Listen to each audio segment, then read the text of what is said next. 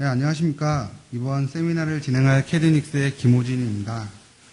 세미나 주제는 시간을 줄이는 회로도와 PCB 설계의 협업 및 검증 방법으로 정했습니다. 그래서 이제 세미나를 본격적으로 진행하기에 앞서서 오늘 세미나가 어떤 순서로, 어떤 내용으로 진행되는지 간략하게 말씀을 드리고 진행을 하도록 하겠습니다. 크게 세 가지 테마로 준비가 되어 있는데요. 첫 번째 테마는 PCB 설계 데이터에 대한 검토 방법입니다. 일단 저희 폴렉스 PCB에서 각종 EDA 툴에서 지원하는 어떤 ASCII 파일들을 이용해서 각종 EDA CAD 툴들을 정확하게 인터페이스를 하게 됩니다. 이렇게 인터페이스된 환경에서 이제 여러 가지 기능들을 통해 부품에 대한 정보를 확인하실 수도 있고요. 어떤 네트의 길이 정보를 확인하신다든지 아니면 넷 간의 연결 정보를 쉽게 파악할 수 있는 환경을 제공합니다. 이렇게 돼서 이제 PCB CAD 프로그램을 사용하시는 유저분이 아닌 이제 회로 개발자분들이나 제조 품질 파트에 계신 분들이 PCB 데이터를 검토하실 때 여러 가지 다양한 정보들을 쉽게 그리고 좀 빠르게 데이터를 확인하시고자 할 때 적합한 어떤 솔루션이 될 것 같고요. 그리고 두 번째 진행되는 테마는 크로스 프로빙 환경인데 회로도와 PCB 데이터 그리고 BOM 데이터 간의 상호 연동을 통해서 데이터를 비교 검증하는, 비교 검토하는 테마로 잡았습니다. 그래서 지금 한 가지 예를 들어서 말씀을 드리면 회로 개발 엔지니어가 오아캐드 캡처 프로그램으로 회로도를 작성하시고요.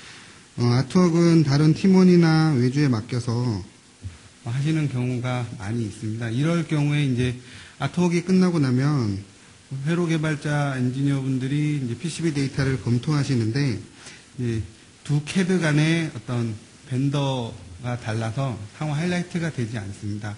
이런 부분들을 이제 극복하는 방법이 어떤 크로스 프로빙 환경이 될 것 같고요. 이제 또 하나는 이제 BOM 데이터와 관련해서 제조 품질 파트에 종사하시는 분들이 어떤 CAD 데이터와 매치를 하는 과정이 이제 기존에는 상당히 번거로운 작업들이고 시간이 많이 걸리는 작업들인데 그런 부분들도 크로스 프로빙 환경에서 쉽게 해결할 수 있는 어떤 방법을 제시를 할 예정입니다. 이 화면은 이제 크로스 프로빙의 어떤 다른 한 형태인데요. 같은 PCB 데이터가 리비전이 발생을 했을 때 이전 PCB와 현재 버전의 PCB가 어떻게 달라졌나, 어떤 형태로 이제 수정이 이루어졌는지를 빠르고 쉽게 확인할 수 있는 그런 환경을 통틀어서 이제 크로스 프로빙이라고 하는 환경으로 제공이 되고 있습니다. 네, 마지막 테마는 DFM과 DFE라는 어떤 베리피케이션 영역입니다. 다시 말씀드리면 검증 영역인데요. PCB 생산성과 관련된 불량 이슈들을 검증하고 또 SI나 PI 또는 EMI 측면에서 이제 신호 품질을 높이기 위한 여러 가지 설계 형태들을 이제 검증하고자 하는 시스템입니다. 사실 PCB가 리비전이 발생하는 이유가 회로 변경 등의 이유로 이제 어쩔 수 없이 발생하는 경우도 많이 있지만 실은 PCB 설계에 대한 어떤 가이드, 어떤 표준들을 제대로 지키지 않아서 발생하는 리비전들도 상당히 많이 있습니다. 쉬운 예로 실크가 패드를 덮어버린 경우에 SMT 과정에서 솔더링에 많은 영향을 미치게 됩니다. 사실 이런 부분은 PCB 설계단에서 이제 반드시 걸러줘야 하지만 이제 아트웍도 사람이 하는 작업이다 보니까 어쩔 수 없이 발생하는 휴먼 에러라는 부분입니다. 그래서 DFM이나 DFE라는 이런 시스템에서는 이제 휴먼 에러를 줄여서 이제 결과적으로 PCB의 품질을 향상시키고 또 리비전 발생 비율을 줄이고자 하는 효과를 얻고자 하는 게 이번 테마의 어떤 주제가 될 수 있을 것 같고요. 오늘 세미나에서는 DFM이나 DFE가 어떤 내용을 검증을 하느냐, 검사를 하느냐보다는 PCB의 어떤 리비전을 줄이기 위한 방안으로 DFM이라는 시스템이 아니면 DFE라는 시스템이 어떤 내용이냐라는 부분하고 어떻게 운영되는지에 대해서 말씀을 드리도록 하겠습니다. 마찬가지로 이제 DFE라는 시스템은 어떤 SI나 PI 그리고 뭐 EMI 측면에서의 어떤 신호 품질들을 향상할 수 있는 방법들에 대해서 이제 검증을 하는 거고요. 운영 시스템은 DFM과 유사하게 운영이 되고 있습니다.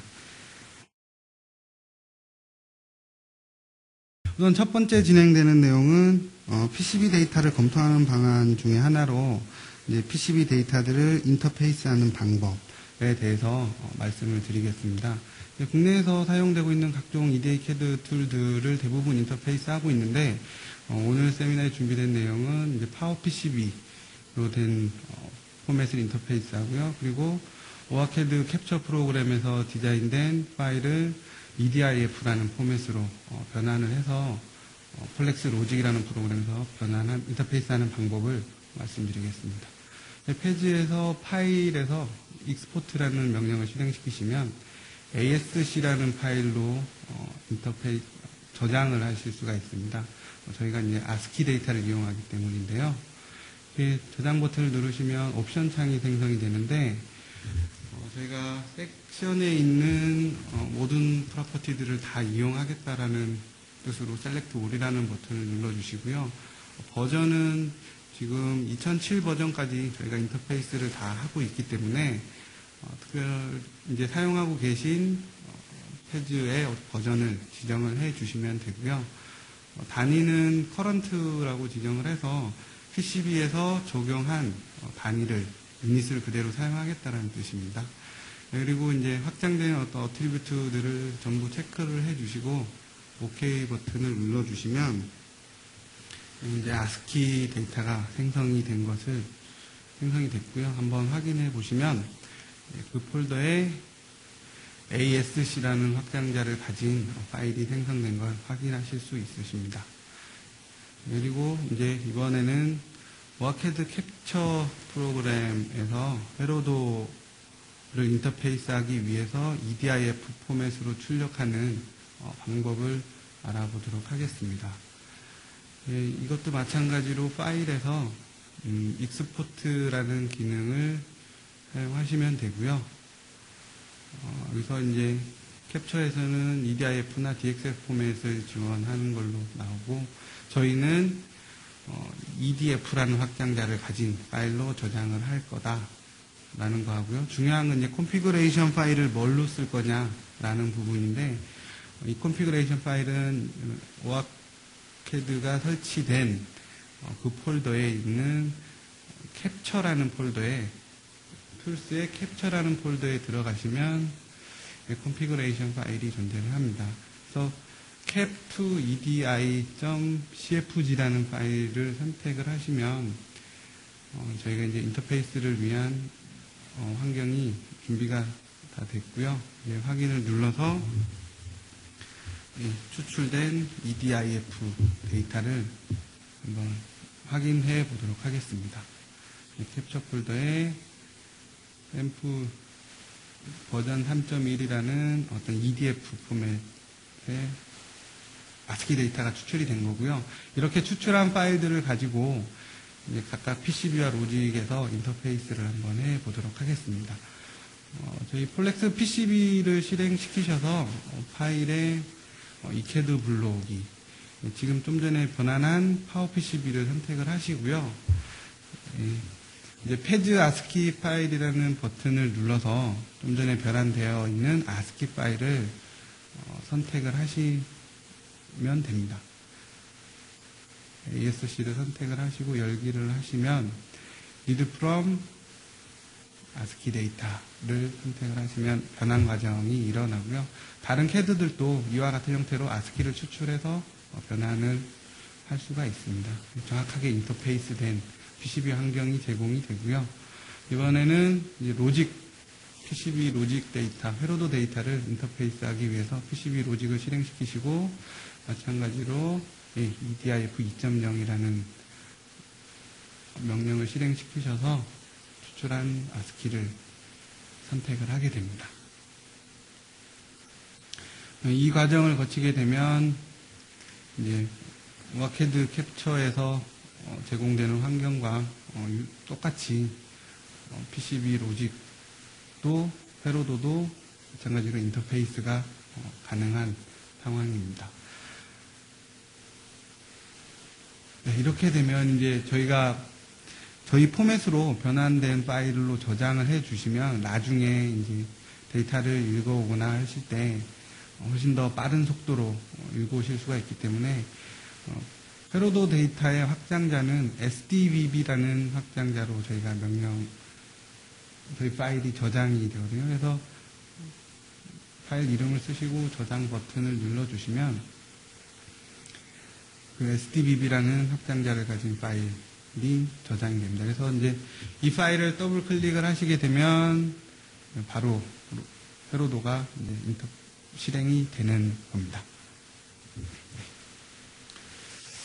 네, 좀 전에 인터페이스 하는 과정을 보셨고요. 이번에는 이제 프로그램이 설치됐을 때 샘플로 제공하는 저희 포맷의 데이터 샘플 파일을 이용을 해서 이제 PCB 데이터 검토를 어떻게 하는지 거기에 따른 어떤 주요 기능들을 몇 가지 말씀드리도록 하겠습니다. 네, PCB 데이터 검토의 기본은 레이어의 변경을 일단 우선 어떻게 하느냐 부분인데요. 스택업 형태로 1층에서 4층부터 레이어를 선택을 해 주시면 되고요. 또 하나는 이제 아트웍 레이어 개념으로 해서 우리가 보고자 하는 레이어들만 펴서 데이터를 검토할 수 있는 방법입니다. 그래서 지금 제가 선택한 거는 탑층에 있는 패턴과 패드만 오픈을 하라라는 조건을 준 거고요. 그러면 이제 나머지 다른 요소들은 다 오프가 되어 있는 걸 확인하실 수 있습니다. 그리고 또 하나는 이제 저희가 어떤 데이터를 검토하는 과정에서 굳이 패턴 성분은 필요 없이 부품에 대한 성분만을 확인하실 때는 배선 데이터를 전부 오프시킨 상태에서 데이터를 검토하실 수도 있고요. 또 화면 컨트롤하는 의미에서 줌인 줌아웃 부분은 이제 단축키로 하실 수도 있지만 마우스 휠을 밀었다 당겼다 하시면 편하게 줌인 줌아웃이 가능하시니까요. 그런 기능을 사용하시고요. 네, 다음은 이제 어떤 부품에 대한 정보를 확인하고자 할 때 또는 네트에 대한 정보를 확인하고자 할 때 활용하는 기능인데요. 선택 툴이라고 해서 피킹 툴을 이용하시게 됩니다. 그래서 어떤 제가 확인하고자 하는 부품을 클릭을 하시게 되면 오른쪽에 보이는 창에서 그 부품에 대한 정보가 자세하게 기술이 됩니다. IC7이라는 레퍼런스 네임을 가진 부품이 선택이 됐고요. 파트 네임과 로케이션 정보 이런 정보들이 이제 쉽게 확인이 되실 수가 있고요. 또 하나는 이제 네트를 선택을 했을 때 그 네트가 가지고 있는 넷네임이 뭐냐, 그리고 네트의 랭스라든지 아니면 터렛 위스, 패턴의 위스를 확인하실 수 있는 정보가 쉽게 제공이 됩니다. 그런데 만약에 저희가 선택을 할 때 죄송합니다. 선택을 할 때 어떤 중복된 영역의 어떤 패턴들을 선택을 했으면 이 부품과 관련된 사항, 네트와 관련된 사항들이 한꺼번에 기술이 되고요. 이 창들을 활용해서 저희가 이제 부품에 대한 어떤 정보를 좀 더 자세하게 확인하고 싶으신 경우에 컴포넌트 뷰라는 창을 실행을 시키십니다. 그러면 지금 이 환경은 라이브러리를 제작할 당시의 환경이고요. 네, 여기에서 확인하실 수 있는 정보는 핀 넘버라든지 게이트 네임에 대한 정보를 확인하실 수 있고, 패드 스택에 대한 이름, 그리고 패드 스택의 좌표값들을 확인하실 수가 있습니다. 그리고 다른 기능은 어떤 디멘전에 대한 정보를 자동으로 디스플레이 하게 됩니다. 그래서 이제 지금 선택한 건 패드에 대한 정보를 표현하라라고 이제 실행시킨 명령이고요. 패드 사이즈라든지 핀 피치에 대한 정보, 이런 것들을 기술을 해놓고 한번 선택되면 이제 계속 그 환경이 유지가 되기 때문에 다른 부품들을 확인하실 때도 그런 어떤 핀 피치에 대한 개념들을 쉽게 바로 확인하실 수가 있습니다. 그리고 핀에서 정보를 클릭해 보시면 핀 넘버도 확인하실 수가 있고요.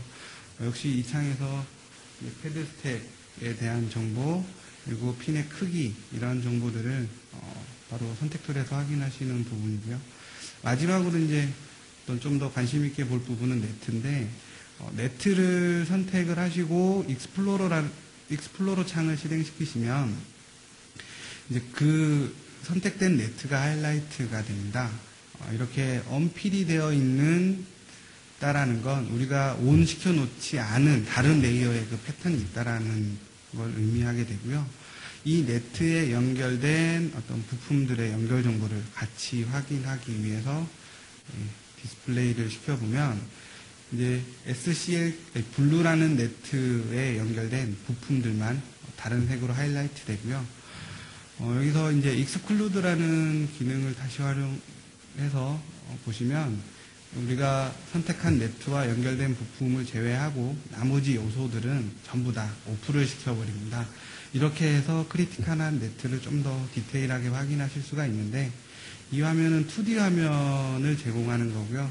저희가 이제 넷2D 3D라는 옵션을 확인해서 보시면 다층기판이 사용되는 형태가 많으시기 때문에 이렇게 3D 형태의 어떤 데이터들을 네트의 형성이라든지 뷰와의 연결 관계들을 확인할 수 있는 환경이 제공이 되고 있습니다.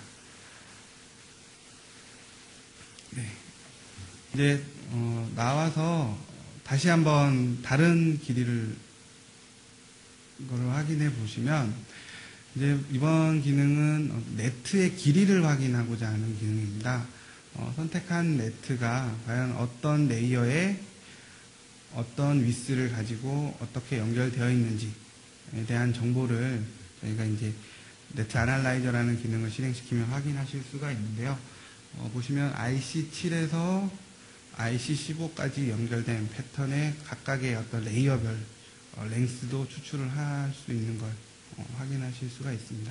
그래서 이제 조금 더 자세하게 한번 데이터를 확인해 보면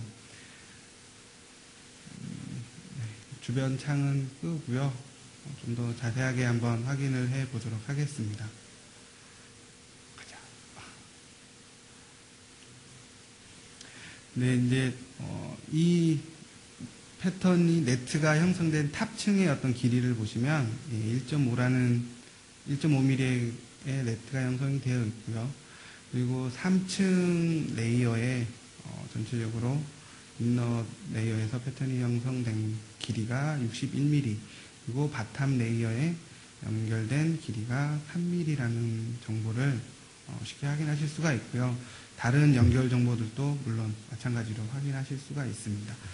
이렇게 해서 이런 기능들로 네트를 분석하고 어떤 부품에 대한 정보를 확인하실 수가 있는데, 제가 이 익스플로러 기능을 좀 더 강조를 하고 싶어서 제가 한 가지 기능을 더 말씀을 드리겠습니다. 여러분들 설계하실 때 데이터 버스 라인을 설계를 하셨을 때 아까와 같이 이렇게 멀티로 관련 데이터 라인들을 선택을 하시고요. 관련 부품을 클릭을 하셔서 익스플로드를 시키면 아까와 같은 화면이 제공이 되는데, 이 상태에서 다시 네트 아날라이저 창을 한번 띄워봅니다. 그러면 네트 네임과 함께 이제 배선된 레이어 위스가 나오고요. 여기서 이제 좀 더 귀중한 정보라면 전체 랭스가 한눈에 파악할 수 있게끔 일렬로 뿌려집니다. 그래서 어떤 톨러런스와 관계 부분을 좀 더 쉽게 확인하실 수가 있고요. 이 정보를 엑셀로 바로 익스포트를 시켜드리거든요. 그래서 이 부분에서 이제 엑셀 영역이기 때문에 여러분들이 얼마든지 데이터를 취합하셔서 사용하실 수가 있습니다. 그래서 이제 지금까지 한 거는 부품이나 어떤 네트의 정보를 확인하면서 컴포넌트 뷰어 창을 활성화시켰고요. 익스플로러 기능을 사용한 방법, 그리고 네트 길이를 추출하는 방법을 확인하셨고, 이번에는 어떤 PCB에 있는 여러 가지 요소들 간의 클리어런스, 이격거리를 측정하는 매저 기능을 사용해 보겠습니다. 오브젝트 형태로 저희가 옵션을 제공하게 되는데, 부품과 부품 간의 이격거리를 선택하기 위해서 부품 투 부품을 선택하시고 클릭만 하시면 자동으로 디멘전이 뿌려지고요. 핀 투 핀도 마찬가지로 핀과 핀을 클릭을 하시면 그 정보가 핀 피치에 대한 정보를 쉽게 확인하실 수가 있습니다. 그리고 이제 라인과 라인, 그러니까 넷과 넷의 어떤 이격거리도 물론 오브젝트를 선택하신 후에 해당 네트를 선택을 하시면 되는데, 여기서 조금 더 유의해서 보실 부분은 이 디멘전이 센터 값에 대한 좌표도 보여주지만 이제 엣지에 대한 클리어런스까지 같이 보여드립니다. 제조 공정에서는 엣지 클리어런스가 중요한 의미를 가지고 있기 때문에 그런 형태로 정보를 제공하고요. 또 하나 재밌는 거는 이제 어떤 네트의 길이, 전체 네트의 길이를 추출하는 건 뭐 다른 기능을 통해서도 다양하게 활용하실 수가 있는데요. 이 지금 선택한 네트의 길이가 13.144라는 넷 길이가 계산이 됐는데, 그 배선 세그먼트 길이라고 하는 바로 밑에 있는 옵션을 실행하시면 방금 어떤 그 네트의 길이 말고 지금 빨간색으로 하이라이트 되어 있는 세그먼트의 길이만 합을 해서 더해서 길이 정보를 제공합니다. 그래서 랭스가 7mm 정도가 형성이 된 거고요. 다시 한번 보여드리면 이 선택된 4개의 빨간색 세그먼트의 길이가 대략 9mm 이상 확보된 값을 보실 수가 있습니다. 그리고 이제 유저가 어떤 포인트 투 포인트에 대한 거는 클릭을 하셔서 디멘전을 보여드릴 수가 있고요. 그리고 이제 텍스트가 뿌려진 어떤 디멘전 사이즈가 너무 작아서 텍스트를 하기가 어려우실 경우에 스케일을 키워주시면 보시는 것처럼 숫자가 커지고요. 옆에 있는 유지라는 옵션을 실행시키시면 기존에 체크해둔 디멘전 정보는 계속 남아있고 새로 추가하는 디멘전들이 계속해서 쌓이는 형태로 측정을 할 수 있는 옵션입니다. 이런 것들을 활용하시면 다른 어떤 캐드 툴에서보다 매저 기능은 충분히 활용하실 수가 있으실 거고요. 그리고 이제 저희가 어떤 회로도 작업을 하시고 마지막에 BOM 데이터를 생성하는 것처럼 플렉스 PCB에서 PCB와 관련한 여러 정보들을 추출하는 기능이 있습니다. 그래서 부품과 관련된 요소들을 선택을 하셔서 작성이라는 버튼을 눌러주시면 제가 선택한 아이템대로 레퍼런스 네임이라든지 파트 이름, 어떤 부품의 위치 좌표, 배치 레이어 등을 확인하실 수가 있고요. 특정 아이템, 그러니까 배치 레이어를 기준으로 소팅을 해서 역시 익스포트 엑셀이라는 기능을 사용하시면 그 추출한 정보들과 소팅된 결과가 엑셀에 자동으로 추출이 되고요. 여기서 이제 조금의 편집을 통해서 탑에 배치되어 있는 부품 목록을 추출한다든지 아니면 다른 방법으로 테스트 포인트의 어떤 좌표 값들을 추출하는 형태를 이런 기능을 통해서 활용하실 수가 있습니다. 그리고 네트에 관련된 사항들을 하나 더 보면 네트 이름하고 연결된 핀의 위치, 그리고 넷 랭스를 추출하겠다라고 선택을 하시는 겁니다. 그리고 작성 버튼을 누르면 마찬가지로 정보들이 추출되고요. 리셋이라는 네트에 연결된 핀들이고요. 그 핀이 위치하는 좌표값, 그리고 옆에 이제 네트의 길이가 이렇게 도출이 되는데, 여기서 재미있는 사항은 넷 랭스 스테이터스라는 창이 넷랭스를 선택하게 되면 자동으로 생성이 되는데요. VCC라는 네트를 보시면 마찬가지로 연결된 핀의 정보라든지 핀의 위치, 그리고 넷랭스가 나오고요.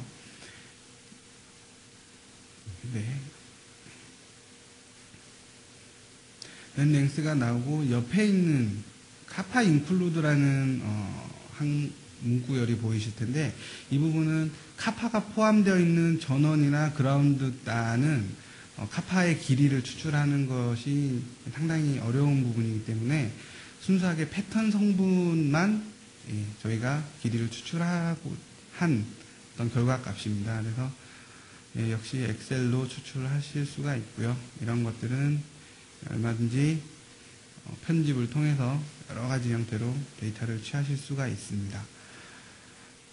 그리고 이제 엑셀이 띄워져 있는 관계로 제가 유저들이 좋아하시는 기능들 하나만 더 소개시켜 드리면 캡처 기능입니다. 이제 어떤 특정 영역을 캡처를 하는 과정이 기존에는 이제 프린트 스크린을 하셔서 그림판으로 가져가서 또 그 영역을 다시 또 캡처해서 오는 이런 과정을 거치시게 되는데 보셨던 것처럼 특정 영역을 잡아서 카피 앤 페이스트를 하시면 훨씬 더 깨끗한 해상도의 이미지로 이제 카피가 됩니다. 그래서 워드 작업을 하실 때 많은 어떤 공수를 줄여 드릴 수 있는 기능입니다. 그리고 마지막으로 이제 보여드릴 부분은 어떤 여러 사용자들 간의 커뮤니케이션 미스가 많이 발생을 하는데 그런 부분을 조금이라도 해소하고자 레드마크라는 기능을 활용을 할 수가 있습니다. 그래서 예를 들어서 한번 항목을 하나 추가를 해 보겠습니다. PCB 아트워크 설계가 맞춰진 데이터를 제조 품질 파트에서 데이터를 검토를 하다가 어떤 표준 가이드에 의해서 검토를 하는데 홀이 가이드는 5mm지만 디자인에 적용된 건 4mm다. 그래서 이제 이게 어떤 수정이 필요한 사항이 발생을 했다면 그 수정을 요청하는 문구를 내용을 이렇게 기술을 하게 됩니다. 좀 더 정확하게 기술을 하시게 되면 기존에 뭐 전화를 하시거나 뭐 캡처를 하고 사진을 찍어서 이렇게 전달하시는 과정에서 뭐 잘못된 정보들이 오고 가서 또 다른 불량을 야기하는 경우들이 많았었는데 그런 부분을 해소할 수가 있는 하나의 방법이 될 것 같고요. 작성자가 누구냐, 또 타이틀, 또 제목을 좀 더 자세하게 달아두시고요. 그리고 이제 이 포인트를 어떤 특정한 기호로 표현을 하는 방법인데요. 이렇게 뭐 빨간색 원이랑 화살표를 이용해서 저 영역을 좀 더 명시를 해주는 거죠. 그래서 저장된 내용을 더블 클릭해서 들어가 보시면 바로 확인이 되고요. 이렇게 추가된 레드마크는 이제 저희 PDBB 파일을 저장하는 순간 내용이 같이 포함이 됩니다. 그래서 이제 어떤 분이 작업을 하시고 검토 작업을 하셔서 수정 사항이 발생한 레드마크 PCB에 대해서 레드마크를 넣고 저장을 하시면 다른 이제 관계되는 다른 사람이 PDBB 파일을 열었을 때 왼쪽에 보이는 것처럼 레드마크 창이 반드시 뜨게 되어 있습니다. 그래서 이제 이런 커뮤니케이션에서 미스가 날 부분을 상당히 줄여줄 수 있는 방법이 될 수가 있습니다. 이렇게 해서 이제 어떤 공통된 어떤 환경을 제공함으로 인해서 회로 개발자분들이나 뭐 아트웍을 직접 하시는 분들 그리고 제조 품질 파트에 계신 분들도 혹시 같은 포맷 하에서 데이터를 취할 수가 있기 때문에 그런 의미에서 어떤 정보 공유가 훨씬 더 쉽고 정확하게 이루어질 수 있다는 장점이 있습니다. 이번에 보여드리는 화면은 어떤 콜라보레이션 엔진이라 그럽니다. 그래서 원격으로 어떤 사용자 간에 화면을 제어하는 협업을 좀 더 강화할 수 있는 방법을 제시를 하게 됩니다. 그래서 제가 이제 하나의 PC에서 활용을 하기 때문에 지금 보시는 것처럼 서버와 클라이언트를 각각 지정을 한 거고요. 클라이언트에서 서버의 IP 어드레스를 지정을 해 주시게 되면 이제 두 컴퓨터 간에 어떤 커넥션이 일어나게 됩니다. 그래서 이제 싱크를 통하게 되면 공통의 화면을 동시에 제공할 수 있는 유틸이 있습니다. 이렇게 되면 원격에 떨어져 있는 엔지니어들 간에 어떤 커뮤니케이션을 좀 더 원활하게 할 수 있는 하나의 방법이 되지 않을까 해서 이제 소개를 드리는 거고요. 여기 기능을 하나씩 확인해 보면 메신저 기능이 우선 있습니다. 그래서 통화상으로도 하셔도 좋지만 메신저를 이용하셔도 충분히 활용 가능하실 부분이고요. 펜슬이라는 옵션을 선택을 하시면 뭐 얘기를 하시다가 그 특정 포인트 보시는 것처럼 어떤 이미지, 그림을 삽입할 수 있는 이런 형태의 옵션들이 있고요. 마지막으로 이제 두 화면 간의 동기화된 영상을 잠깐 보여드리겠습니다. 어떤 한 사용자가 보고자 하는 어떤 영역을 화면을 확대를 하거나 이동을 했을 때 원격에 떨어져 있는 다른 사용자의 컴퓨터에서도 똑같은 화면이 제공이 되고, 역시 마찬가지로 부품에 대한 정보라든지 네트에 대한 정보도 이런 피킹 툴이나 네트와 관련된 정보를 확인하실 수가 있는 환경이 콜라보레이션 엔진이라고 하는 거고요. 콜라보레이션 엔진은 좀 더 이제 원격으로 떨어져 있는, 원거리에 있는 엔지니어들 간의 커뮤니케이션을 좀 더 수월하게 도와드릴 수 있는, 그래서 협업을 좀 더 강화할 수 있는 하나의 방법으로 제공이 되어 있습니다. 이번에는 데이터 간 상호 연동을 통해서 데이터를 비교 검토하는 방법입니다.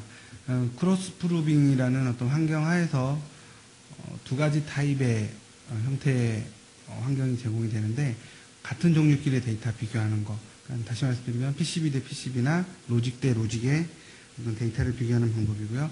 서로 다른 데이터 간 어떤 연동을 통한 데이터 비교하는 방법이 있는데, 지금 보여드릴 부분은 오아캐드 캡처에서 인터페이스된 페로도 파일하고요. 패즈에서 인터페이스된 PCB 파일들을 불러서 상호 연동하는, 그래서 이제 데이터를 검토할 수 있는 방법을 보여드리겠습니다. 우선 레퍼런스 네임을 기준으로 페로도와 PCB에 그 부품이 있느냐라는 부분을 확인하실 수가 있고요. 또 하나는 이제 페로도를 확인하시는 과정에서 이제 PCB 데이터에 그 부품이 어디에 배치되어 있느냐를 직접적으로 확인할 수 있는 방법이 있습니다. 이런 기능들이 이제 아톡이 끝나고 나서 회로 개발자 엔지니어 분들이 어떤 PCB 데이터를 검토하실 때 많이 유용한 부분이시고요.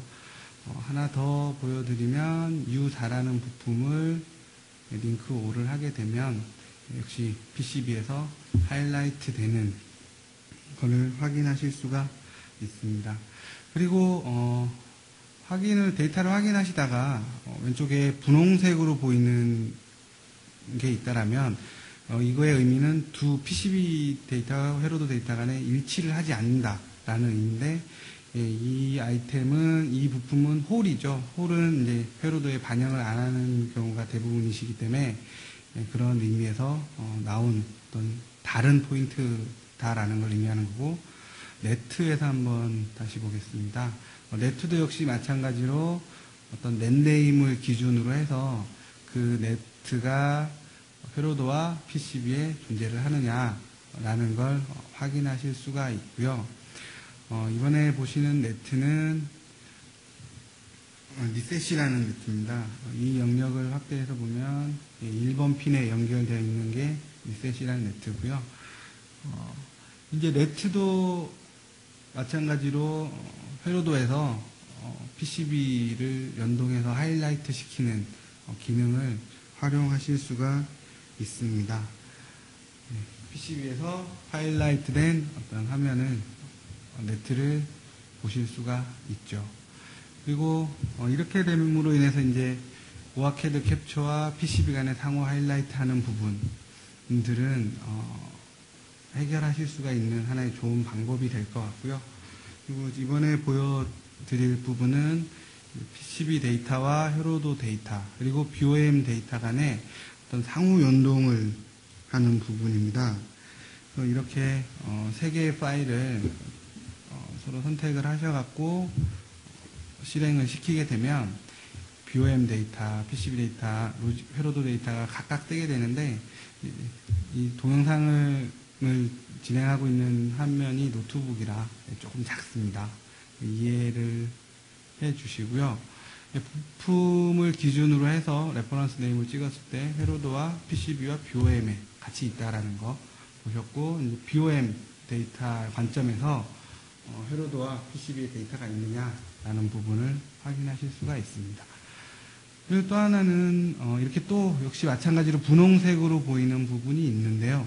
이 부분은 이제 새 데이터 간 일치가 이루어지지 않는다라는 부분이고요.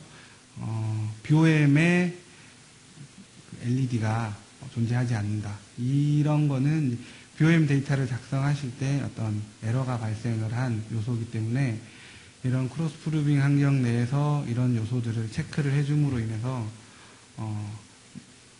제조 품질 파트에 계신 분들이 이제 많은 시간과 노력을 들이는 작업을 간단하고 쉽게 해결할 수 있는 솔루션이 될 것 같습니다. 그래서 어떤 3포인트, 회로도와 PCB와 BOM 간의 어떤 정합 관계를 확인하기 위해서 이런 솔루션이 제공이 되고요.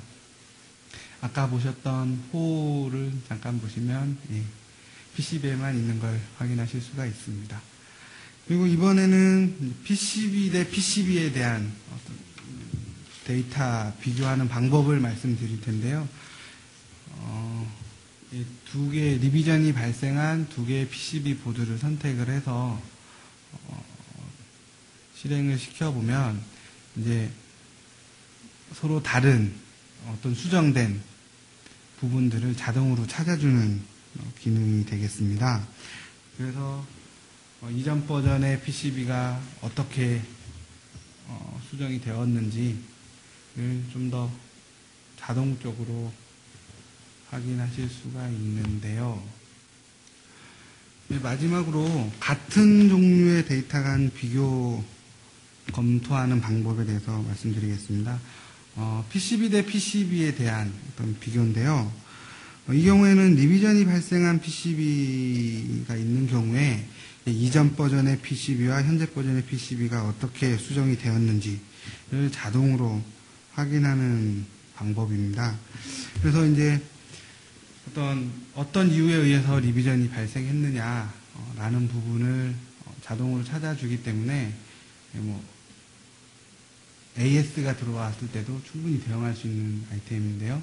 이제 레퍼런스 네임을 기준으로 선택을 했을 때 부품이 뭔가가 달라졌다라는 거죠. 분홍색으로 표현되기 때문에 그렇다라는 건 앞에서 언급드렸습니다. 그래서 PCB1이 빨간색으로 표현되어 있고요. 버전 3 버전이고 PCB2는 파란색으로 3.1 버전을 의미하게 되는 거, OX는 부품이 있냐 없냐를 의미하게 됩니다. 그래서 지금 보시는 건 PCB1 이전 버전에 있던 PCB 데이터에는 LED가 없었는데 리비전 되면서 LED가 추가됐고요. 거기에 따라서 이제 저항들이 추가된 거를 확인하실 수가 있습니다. 얘를 이제 그림상으로, 이미지상으로만 보게 되면 정확하게 어떤 포인트가 달라졌는지를 쉽게 확인하기가 조금 곤란한데, 그런 경우에 이렇게 프로퍼티 형태로 정보를 제공합니다. 이 부품 릴레이 같은 경우에는 이제 프로퍼티 창에서 정보를 확인하실 때 실크가 달라졌다라는 부분을 보여주게 되거든요. 근데 이제 이 부분이 직접적으로 확인하시기 조금 어려우신 부분입니다. 그리고 스위치도 역시 마찬가지로 부품이 로테이션 되어 있고 위치가 조금 달라져 있다라는 부분을 프로퍼티 창에서 확인을 하실 수가 있는데, 이렇게 데이터를 확인하실 때 수정이 됐는지 아닌지가 조금 긴가민가한 경우에는 PCB 머지라는 기능을 사용을 하시면 됩니다. 그래서 이 머지의 기능은 두 개의 PCB를 하나의 보드에 올려서 동시에 하이라이트 시키고자 하는 기능인데요. 지금 보시는 것처럼 다시 한번 부품을 클릭해서 릴레이가 실크가 달라졌다라고 하는 부분이 같은 화면에서 보시니까 훨씬 더 확인하시기가 편하시죠. 파란색과 빨간색으로 구분이 돼서 확인하실 수가 있게 됩니다. 네. 그리고 릴레이도 이번에는 스위치죠. 스위치가 역시 달라진 부분을 색깔로 바로 확인하실 수가 있고요. 네트와의 관계를 확인하기 위해서는 이렇게 머지 기능을 사용하시는 게 훨씬 더 효율적으로 사용을 하실 수가 있는데, 이 AC220V 라인 네트가 빨간색과 파란색으로 이렇게 구분되는 걸 보실 수가 있겠습니다. 그리고 하나 더 보여드리면 바로 밑에 있는 네트를 한번 클릭해서 보시면 또 수정이 일어나면서 네트가 변경이 됐네요. 이런 부분들도 마찬가지로 자동으로 찾아주기 때문에 사람이 일일이 눈으로 확인하는 수고를 덜 수가 있는 부분이죠. 이렇게 해서 상호 어떤 데이터들 간의 상호 연동이라는 매개체를 가지고 데이터 간 비교 검토를 하게 되는 게 이 크로스 프루빙의 환경이라고 보시면 됩니다. 이번 테마는 PCB 데이터에 대한 검증 부분으로 마지막 테마인데요. 조금 포괄적인 의미에서 검증이라는 영역이 어떻게 구분되어지는지를 좀 알아보고요. 또 오늘 세미나에서 이제 어떤 영역을 다루는지에 대해서 간략하게 한번 알아보겠습니다. 화면에서 보이는 것처럼 검증 영역이라는 어떤 베리피케이션 영역을 디자인 포 테크놀로지라 그래서 DFT라는 걸로 정의를 내릴 수가 있습니다. 그리고 PCB 설계나 제조와 관련해서 어떤 전체적인 의미로 이해를 하실 수가 있고요. 이 속에서 이제 솔더링 품질과 관련된 DFS라든지 아니면 어셈블리와 관련된 DFA 영역, 그리고 이제 PCB 제조 측면에서의 DFM이나 아니면 SI나 PI 또는 EMI 관점에서의 어떤 신호 품질을 높이기 위한 DFE 영역으로 구분이 되어질 수가 있는데, 물론 이제 보는 관점에 따라서는 영역 구분의 어떤 범주라든지 대상이 다를 수 있지만, 이런 DFT에 대한 어떤 궁극적인 의미는 좋은 품질의 제품을 효율적으로 생산하기 위해서 이제 PCB 설계단에서 어떤 부분을 해줘야 하는지에 대한 어떤 논의가 될 수 있을 것 같습니다. 그러면 이 중에서 오늘 세미나의 주제가 될 수 있는 DFM과 DFE 영역에 대해서 좀 더 자세하게 말씀을 드려보겠습니다. DFM은 이제 비아홀을 예를 들어서 말씀을 드려보면, 비아홀의 크기가 0.1mm냐 0.3mm냐 라는 거는 이제 아트웍상에서는 큰 의미가 없습니다. 단순히 밸류 값만 바꿔주면 되는 사항이긴 한데, 이제 이런 이제 어떤 홀의 크기가 얼마로 지정됐냐에 따라서 PCB 제조단에서는 상당히 많은 의미를 갖고 있게 되는데, 이제 레이저 비아를 사용하게 되느냐 아니냐의 차이가 있는 거죠. 이것은 이제 단가라는 부분, 그리고 뭐 납기라는 부분이 결부되어 있는 사항이라고 하실 수가 있고요. 그리고 이제 DFE의 의미를 하나 더 말씀을 드려보겠습니다. DFE는 이제 신호 품질에 대한 요소인데, 여러분들이 아트웍 설계를 하시고 이제 그라운드 쪽에 비아를 촘촘히 고르게 분포를 하시죠. 그 의미가 뭐 여러 가지 있겠지만 어떤 리턴 패스를 확보하고자 하는 의미로 많이 사용을 하고 계신데, 이런 비아를 배치하는 데 있어서 어떤 최고의 어떤 화두가 될 수 있는 부분은 고르게 분포를 했느냐라는 요소가 될 수 있을 것 같고요.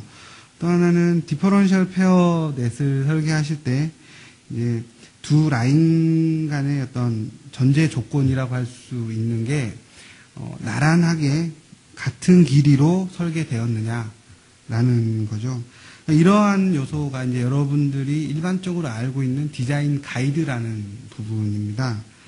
그래서 이런 가이드들이 과연 이제 아트웍상에 반영이 됐느냐라는 거를 이제 DFM과 DFE에서 검증을 하고, 그런 관련된 사항들이 이제 트러블이 발생을 했을 때 어떤 히스토리 관리를 하고, 또 새로운 가이드를 제시할 수 있는 방법을 모색하고자 하는 게 이번 세 번째 테마에 있는 베리피케이션 영역이 되겠습니다.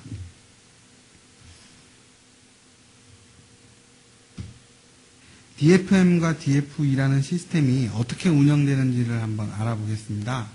화면에서 보시는 것처럼 이제 핸드폰을 설계하거나 LCD 또는 전장 제품을 설계를 함에 있어서 요구되는 스펙들이 다르죠. 엄연히 이제 다른 스펙들이 필요로 하게 되는 거고요. 또 하나는 같은 핸드폰 제품이더라도 국내에서 생산하느냐 아니면 해외에서 생산하느냐에 따라서 룰들이 달라질 수가 있습니다. 그래서 이제 어떠한 제품을 설계를 하는지 또는 어떤 공장에서 어떤 제조 라인을 가지고 PCB를 제조하는지에 따라서 다른 인풋 값들이 필요로 하게 됩니다. 그래서 이제 아트웍 설계가 끝나고 나면 각 제품별 또 제조 공장별로 인풋 파일들을 생성을 한 후에 이제 아트웍이 끝나고 나면 DFM이나 DFE라는 검증 시스템을 운영하는 순서로 진행이 되고요. 지금부터는 데모를 보시면서 어떻게 운영되는지 한번 다시 보여드리도록 하겠습니다. DFM이라는 시스템부터 먼저 말씀드리겠습니다. 플렉스 PCB 기반 하에서 옵션 형태로 존재를 하고요. 제가 아까 말씀드렸던 것처럼 공장별 아니면 어떤 제품별로 인풋 파일을 만들어 놓을 수가 있습니다. 이렇게 인풋 파일들을 만들어 놓은 내용을 잠깐 보면 부품 간의 이격거리를 이제 패키지별로 분류를 한 거고요. 이 아이템은 이제 어떤 애뉴얼링의 관계, 최소값을 어떤 정의를 내린 부분이고요. 여러 가지 아이템들을 많이 설정해 놨지만, 이 아이템은 이제 홀과 관련된 사항이죠. 홀의 어떤 최소값을 정의를 내려놓고 디자인에서 이런 룰을 위반했는지를 검토를 하는데, 이 아이템, 마지막으로 이 아이템은 솔더 마스크와 관련된 사항입니다.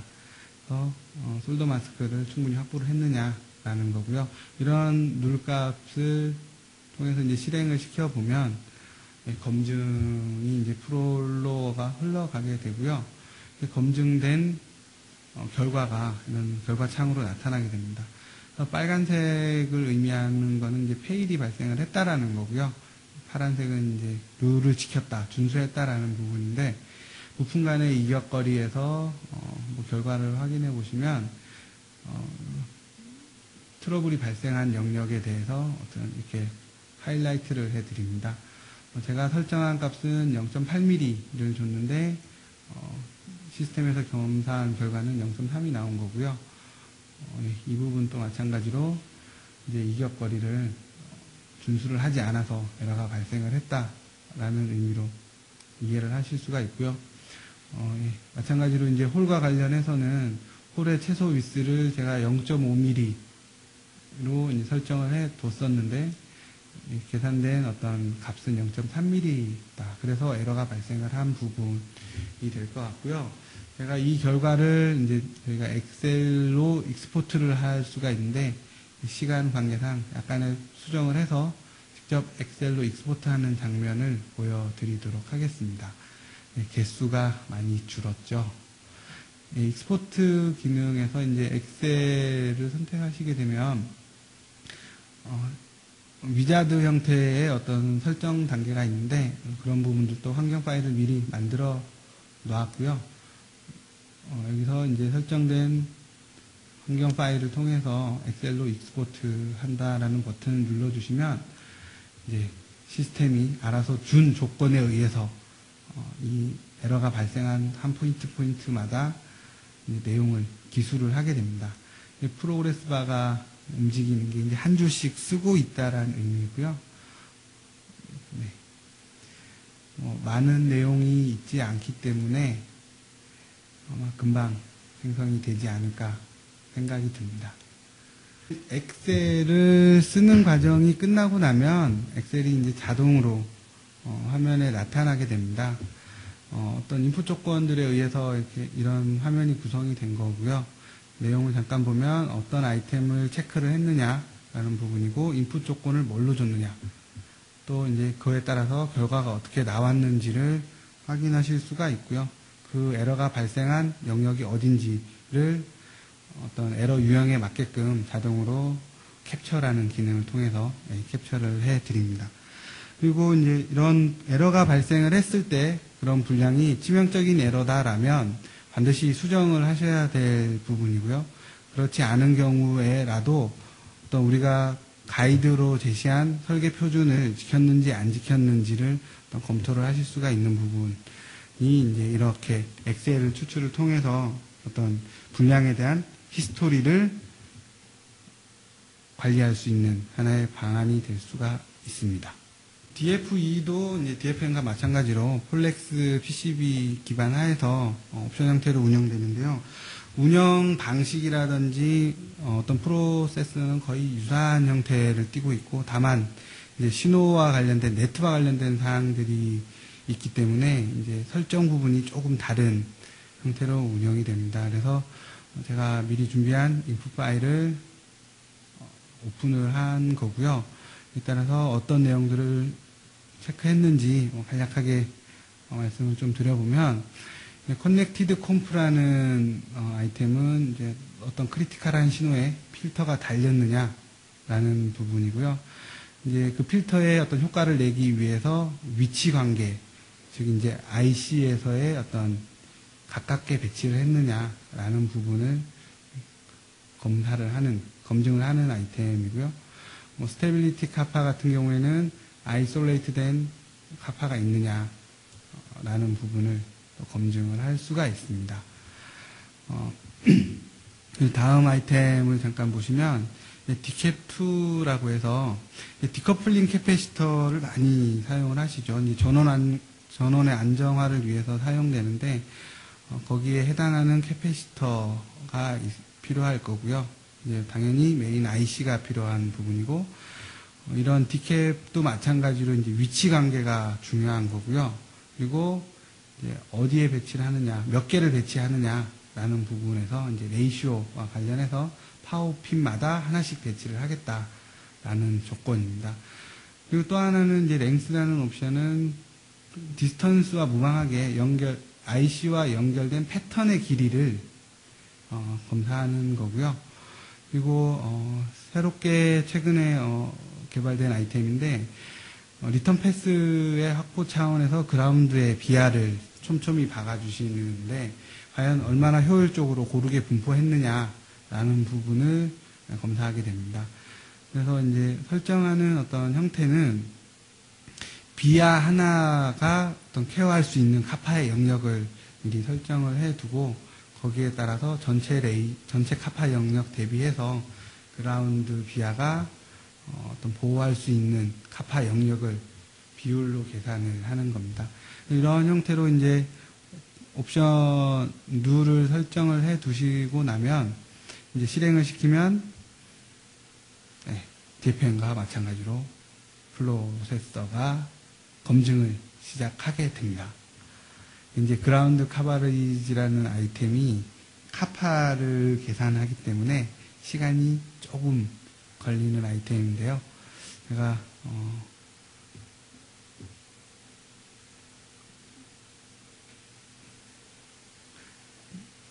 결과가 이렇게 끝나고 나면 결과 창이 생성이 되고 결과를 한 번씩 확인을 해 보겠습니다. 커넥티드 컴프라는 아이템인데요. 크리티컬한 네트에 필터가 달렸느냐. 네, 이 에러는 이제 필터는 달렸지만 이제 허용하는 디스턴스를 넘어갔기 때문에 이제 트러블이 발생한 요소고요.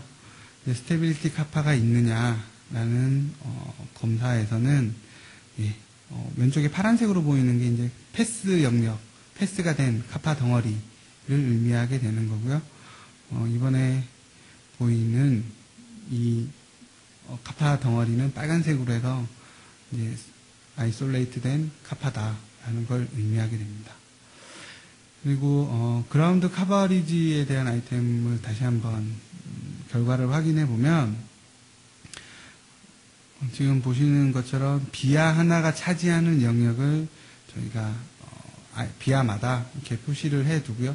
오버랩되는 영역은 당연히 중첩해서 보여드리고, 파란색으로 표시된 게 이제 전체 카파에서 비아가 충분히 배치가 되지 않은 형태.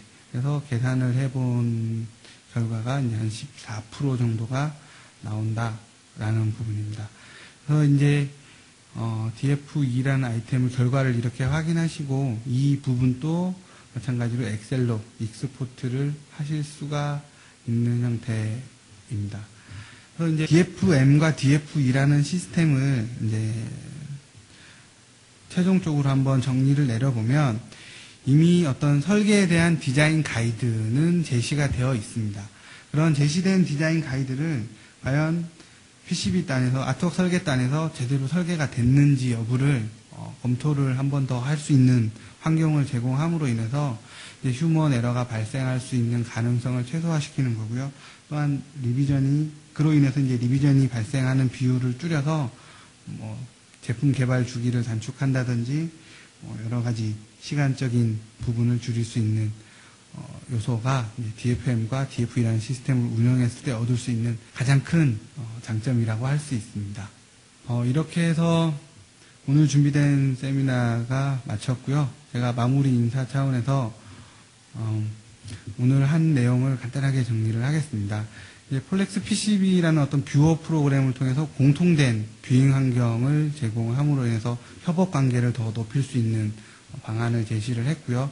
이제 크로스 프로빙 환경에서 PCB 데이터와 로직 데이터, BOM 데이터 간 상호 연동, 그리고 그 연동을 통해서 어떤 비교 검토할 수 있는 방법을 말씀드렸고, 마지막으로 말씀드린 어떤 베리피케이션 영역에 대한 내용은 어떤 가지고 있는, 기존에 알고 있는 어떤 설계 노하우나 디자인 가이드들이 과연 아트웍에서 정말로 묻어나 있는지를 검증하는 방법, 그로 인해서 리비전 발생을 줄이거나 휴먼 에러 발생을 줄일 수 있는 방안에 대해서 말씀을 드린 거였고요. 장시간 들어주신 여러분들께 진심으로 감사의 말씀을 드리도록 하겠습니다. 즐거운 명절 잘 보내시기 바랍니다. 감사합니다.